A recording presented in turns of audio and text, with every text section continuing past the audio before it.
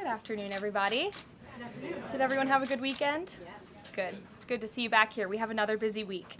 On a scheduling note, tomorrow, President Trump will travel to the great state of Florida to attend the opening of a new illegal alien detention center located at Dade Collier Training and Transition Airport alongside Secretary Kristi Noem, Governor Ron DeSantis, Congressman Byron Donalds, and other state and local leaders. We hope to see many of you there. The facility is in the heart of the Everglades and will be informally known as Alligator Alcatraz. There is only one road leading in, and the only way out is a one-way flight. It is isolated and surrounded by dangerous wildlife and unforgiving terrain. The facility will have up to 5,000 beds to house, process, and deport criminal illegal aliens. This is an efficient and low-cost way to help carry out the largest mass deportation campaign in American history.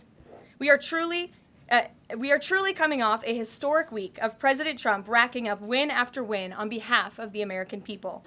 President Trump restored peace through strength and acted decisively as commander-in-chief to obliterate the immediate threat of the Iranian regime's nuclear capabilities and then brokered a ceasefire between Israel and Iran, which continues to hold. Then, the president traveled to the Netherlands and achieved a monumental win for the United States and the NATO alliance by getting our allies to dedicate 5% of their GDPs to military spending. As a result of President Trump unleashing American energy dominance, summer gas prices are at the lowest they have been in 4 years, heading into the July 4th week. And with the incoming Trump economic boom, the stock market continues to roar back with the S&P 500 and the NASDAQ both hitting record highs. And on this point of an economic boom, I bring to you original correspondence from the President of the United States to our Fed Chair, Jerome Powell. As the President has consistently stated, the American economy is booming.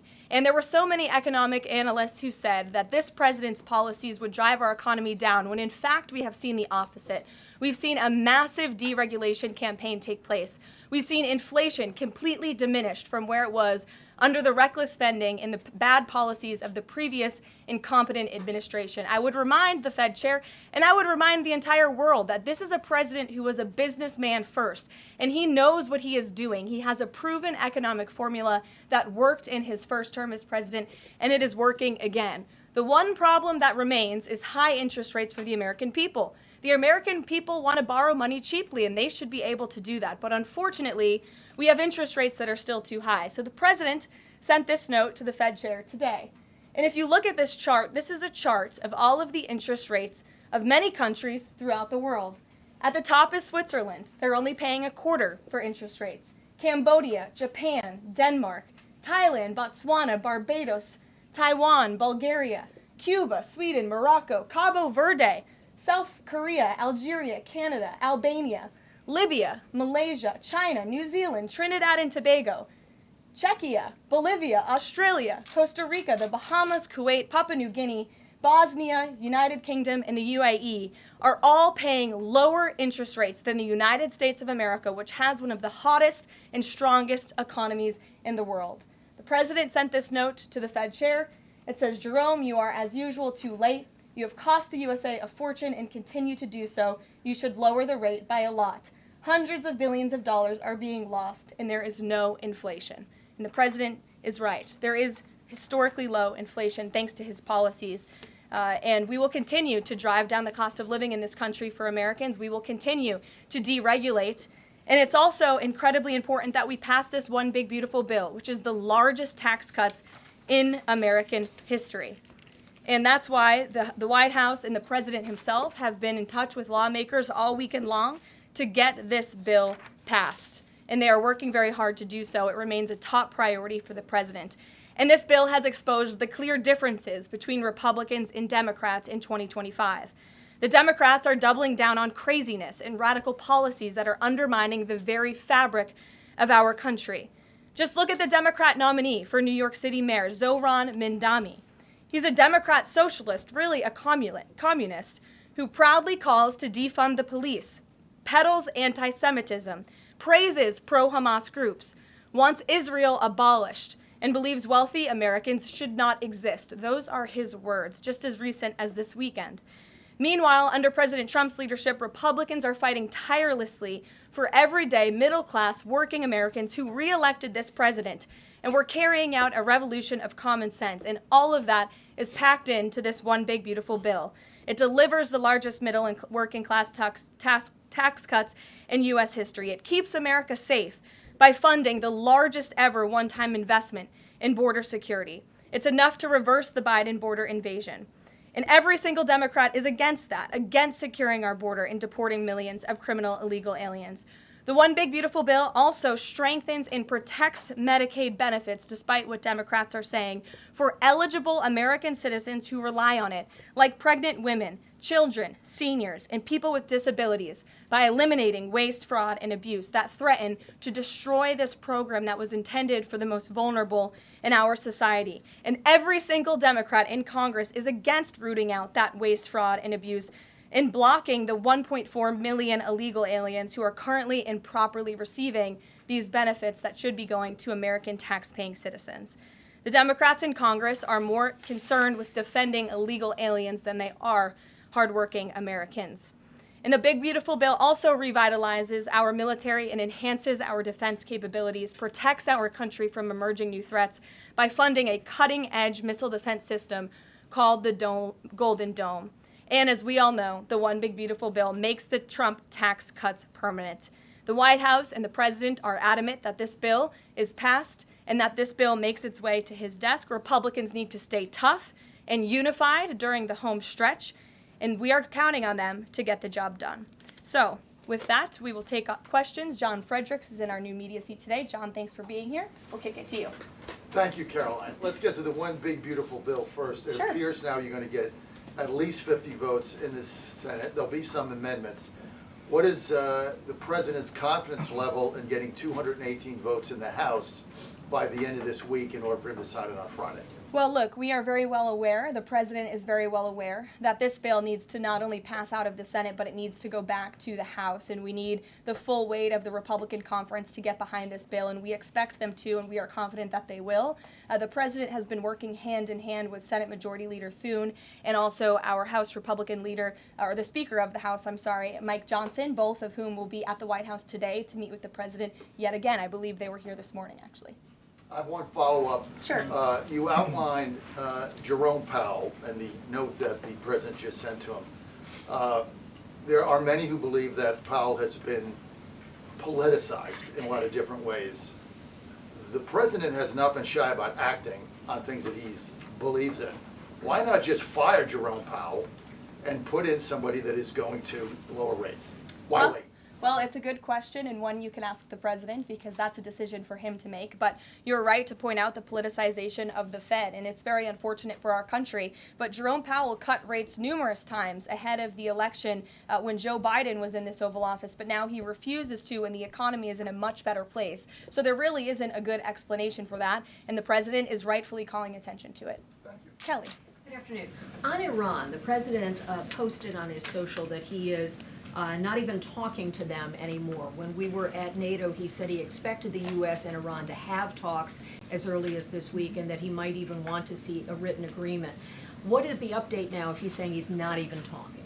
So as I told you from the podium last week, I said the administration, and namely our special envoy Steve Witkoff, has been in communication both directly and indirectly with the Iranians. That communication continues. The president himself has not talked to Iran, which he pointed out in his truth statement. Peter. Thank you, Caroline. Does President Trump want Zohran Mamdani deported? I haven't heard him say that. I haven't heard him call for that.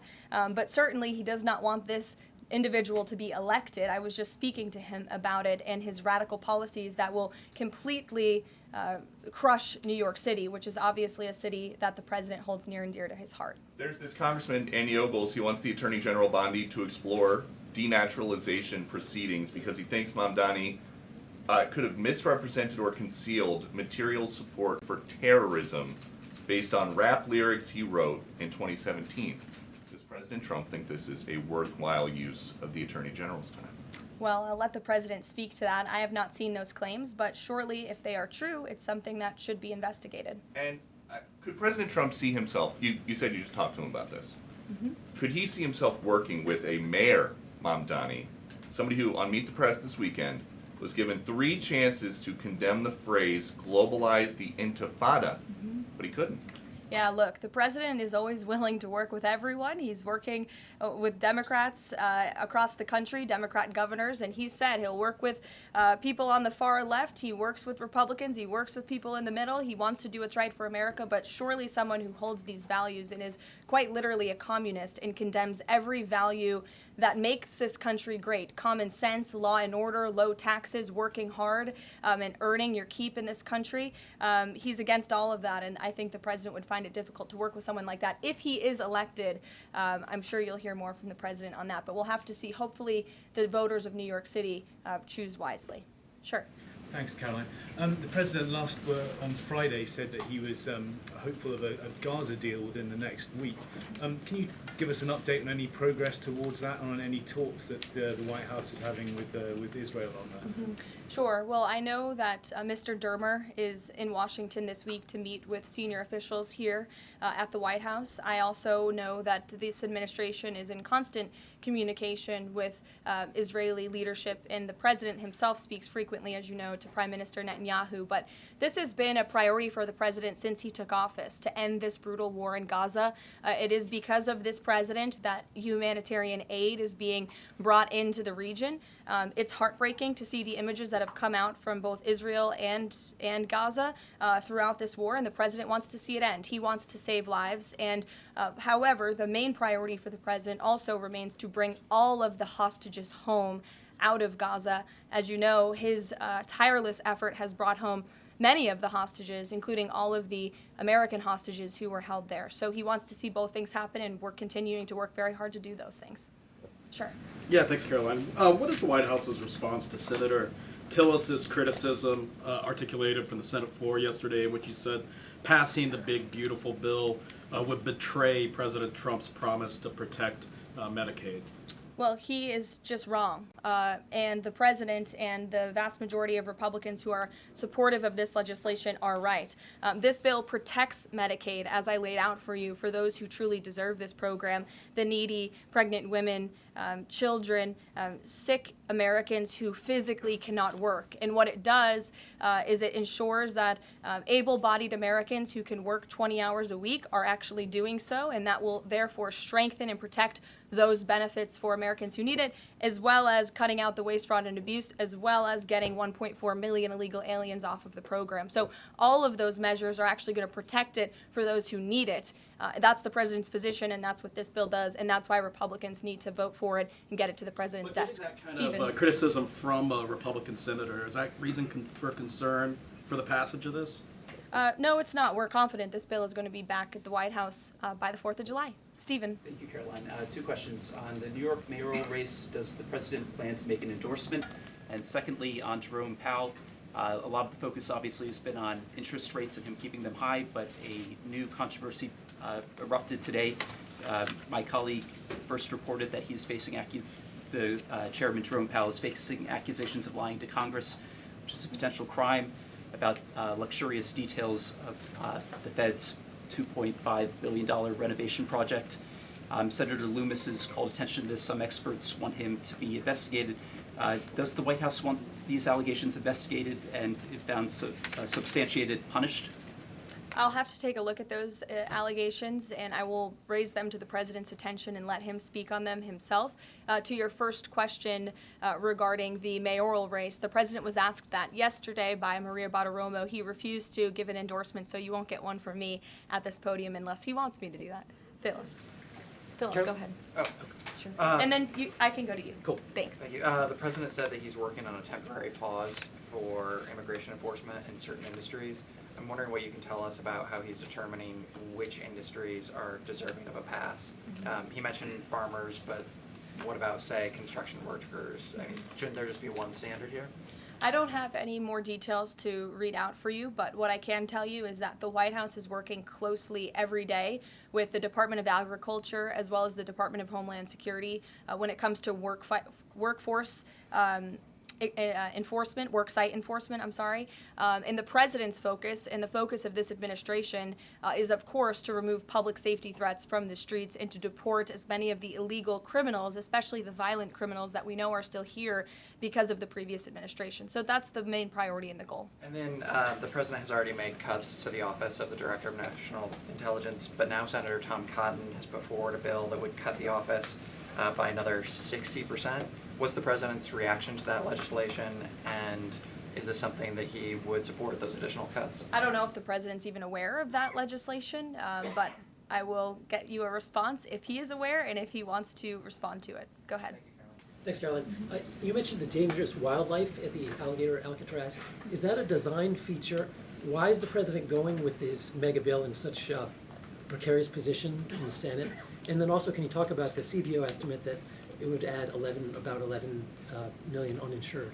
Well, look, when you have illegal murderers and rapists and heinous criminals in a detention facility surrounded by alligators, yes, I do think that's a deterrent for them to try to escape. We do know that some of these illegal criminals have escaped from other detention facilities, like one in New Jersey, which I know was recently reported on. So, of course, we want to keep the American people safe, and we want to remove these public safety threats from our streets, and we want to effectively detain them as best as we can. As for why the president is going, I think his trip to this detention facility actually underscores the need to pass the One Big Beautiful Bill, because we need more detention facilities across the country. The last administration let in nearly 20 million illegal people from all over the world, and this administration is focused on arresting and detaining them.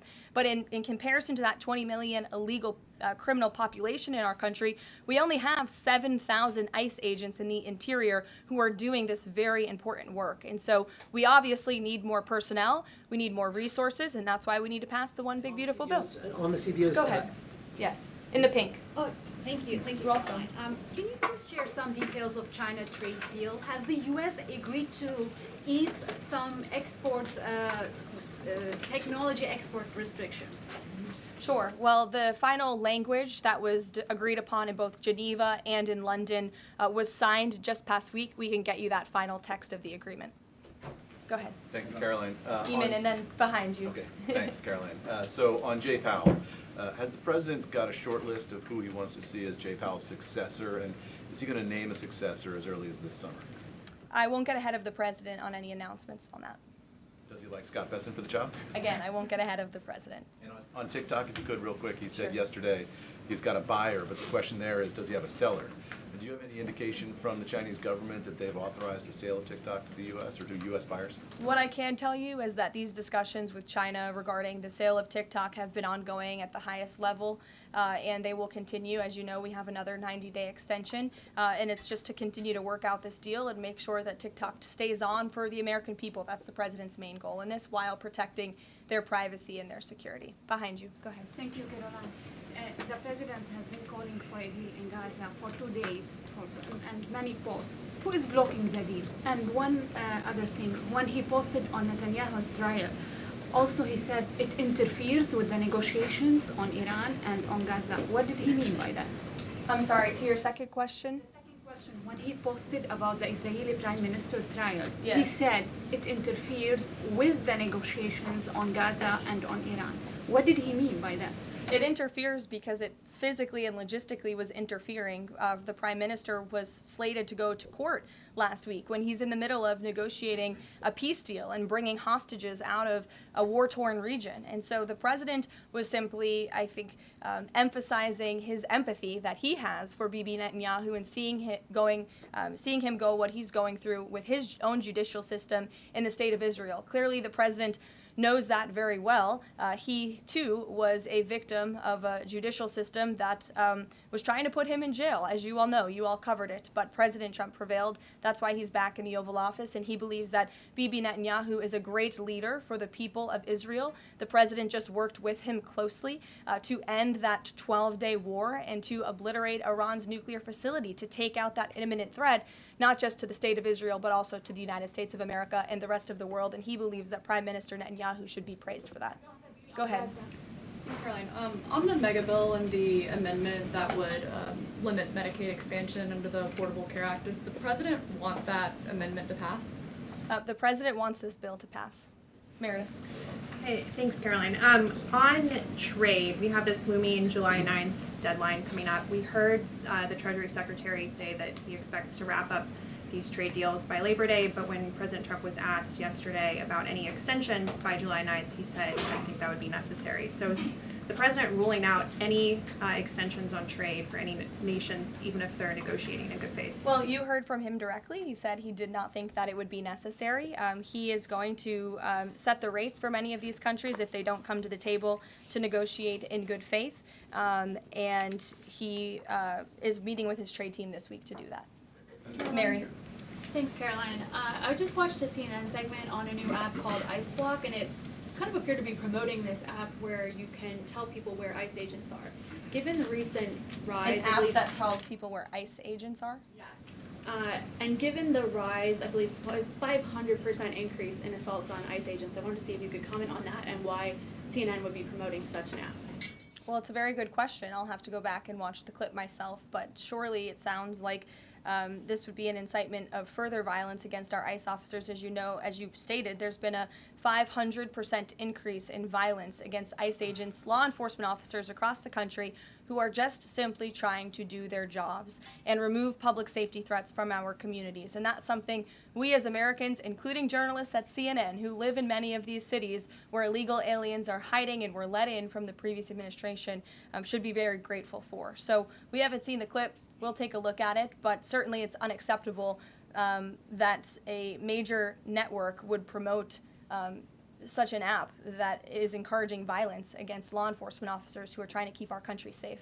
Caroline, Shelby.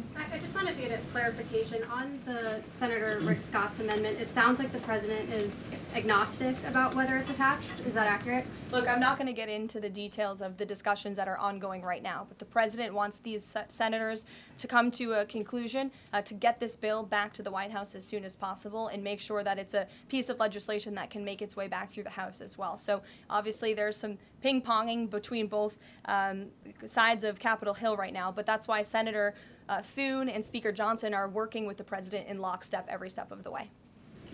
In the back, News Nation, go ahead. Thanks, Caroline. The president did and then announce. in front of you, yes. In front of. The Sure, president I'll take did, both of you. The president did announce last week that the trade deal with India is closed, and this could happen anytime soon. Are there any roadblocks as of now? Are there any updates on that? And how does the president see this about China's role or its influence in the Indo-Pacific region? Sure, yes. The president said that last week, and it remains true. I actually just spoke to our Secretary of Commerce about it. He was in the Oval Office with the president. They are finalizing these agreements, and you'll hear from the president and his team, his trade team, very soon when it comes to India. And on China?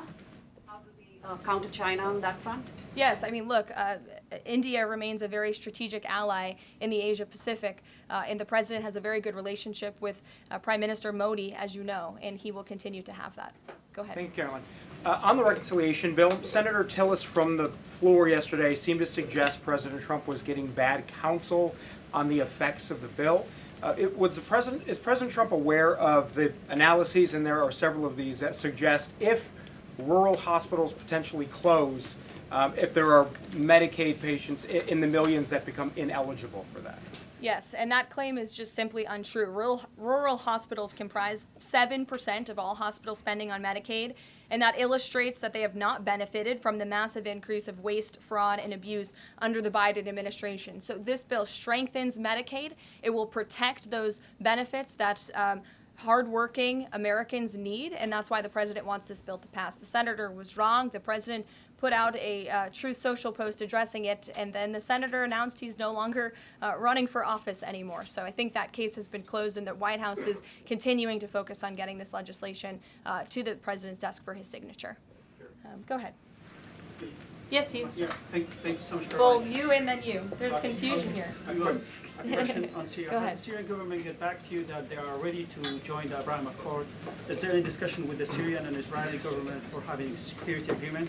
Is the first question. And the second question, what's the end goal for talking with the Iranian? Is that only focused on the nuclear program, or you are willing to speak about other issues like the proxy groups and ballistic missiles, or even trade with Iran? So as for discussions between Syria and Israel, you'll have to reach out to those respective governments. I can't comment on that. But what I can tell you is that this afternoon, the president will be signing an executive order to terminate the United States sanctions program on Syria. And this is in an effort to promote and support the country's path to stability and peace.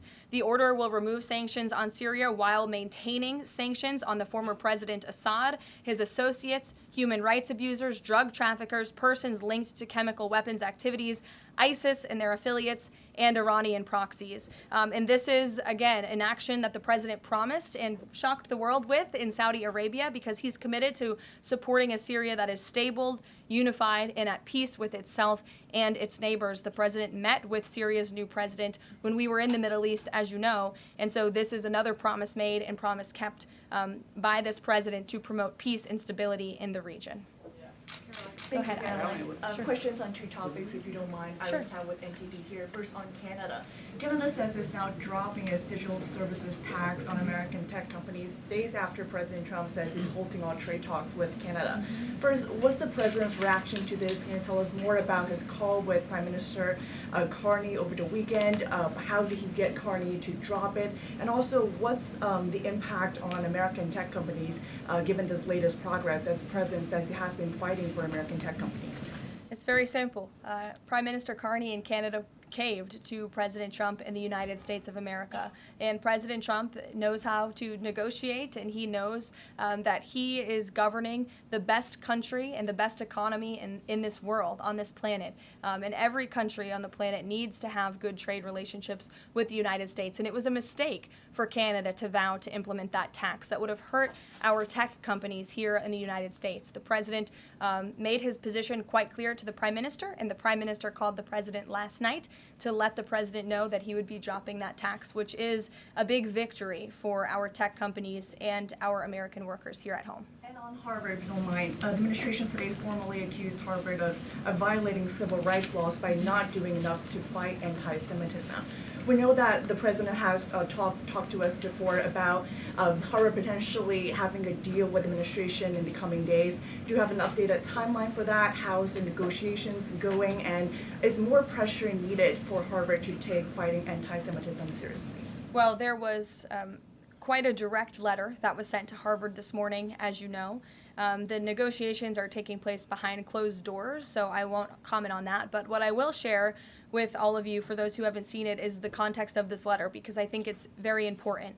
And this comes from the Department of Health and Human Services, which concluded after a thorough investigation that Harvard University is in a violent violation of Title VI of the Civil Rights Act, which prohibits discrimination on the basis of race, color, and national origin. And if you read some of the content of the investigation and what they found, the majority of Jewish students reportedly experienced negative bias or discrimination on their campus, while a quarter of Jewish students at Harvard felt physically unsafe. Jewish and Israeli students were assaulted and spit on. They hid their kippahs for fear of being harassed and concealed their Jewish identity from classmates for fear of ostracization. Images were widely circulated amongst the Harvard community that trafficked in obvious anti-Semitic tropes, including one that showed a dollar sign inside of a Star of David, and the campus was vandalized with anti-Semitic stickers, including one that showed the Israeli flag with a swastika. The Harvard campus was racked by demonstrations, as you all know, violent protests that violated the university's rules of conduct. The demonstrations called for genocide and murder, denied Jewish and Israeli students access to campus spaces. These are all facts that Harvard cannot dispute, and that's why the administration has found them in violation of Title VI and has threatened to withhold their federal funding, because if you break federal law, you should not be receiving federal tax dollars. And so I rest my case on Harvard. Andrea. Yeah, so President Macron of France earlier today said that tariffs levied by powerful countries are often a form of blackmail, and criticized the sort of process that's underway. He didn't mention the United States specifically, but said that these tariffs are really hurting developing countries. So there's this big UN conference going on. What do you say to that? Do you know, what is the president, was he aware of that comment, and did he have any response? I think the president and the White House would certainly reject that characterization by Prime Minister Macron.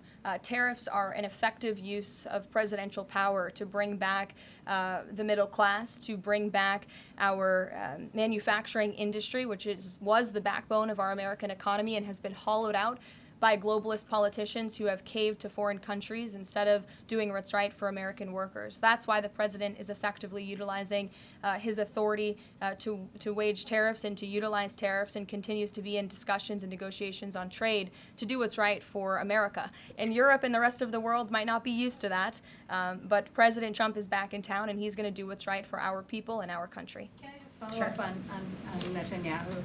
So there's a report in Israeli media that the Prime Minister will actually be here, that Netanyahu will be here today meeting with the President. Can you confirm that? I don't believe Prime Minister Netanyahu is here today. I think you guys would know about that by now. Unless there's something going on I don't know about, but I don't believe he is. I do know he has expressed interest in coming to Washington and meeting with the President, and we are working on a date for that. I do not believe it is today, but that would be fun. You never know in this White House, let's be honest. Go ahead. Thanks, Caroline. Does the President support this new measure in the big, beautiful bill that would impose steep new taxes on new wind and solar projects? I believe you're referring to the credits for wind and solar projects. No, and we're talking about the new tax. There's a new tax that it's estimated would add 10 to 20% to the cost of any new wind and solar projects that start after this year. Again, I don't want to comment on the specifics of provisions, but I'm sure the President will speak on that directly. Again, this is an ongoing process. The President continues to be very much engaged with the leadership in both the Senate and the House to get this bill back to his desk. Did the President ask for that provision? Because the National Building Trades Union is saying that it's the equivalent of terminating more than 1,000 Keystone XL pipeline projects. Is that something that would concern him? Well, the President spoke on this yesterday in his interview, and he said he understands that legislators want to protect jobs in their communities and in their districts. And so he understands why some of them are against this provision, but he also understands why people want the provision. So again, this is an ongoing deliberation and discussion, and the President is engaged in this very much. Go ahead. Thanks, Caroline. We've been hearing from White House officials for weeks that you're close on trade deals with a number of countries. Can we get any update on which countries will have deals by the 9th and when there may be any announcements? I'll let the President and the trade team speak on it. Can you respond to the CBO estimate that the Senate bill would increase the deficit by nearly $3.3 trillion? This is one of the most fiscally conservative pieces of legislation that has ever made its way through Capitol Hill. There's $2 trillion in mandatory savings in this bill, and not only that, the projected growth that this bill will bring to our economy. It will be an economic boom. The Council of Economic Advisors has an analysis that shows that the bill will generate $4.1 trillion in economic growth, and it will cut taxes, putting more money back into the American people's pockets. That's why this President wants this bill to pass, and I know he's busy working the phones and doing what he needs to do today to make it happen. So we'll see you all later. Thank you. We'll see you in Florida tomorrow.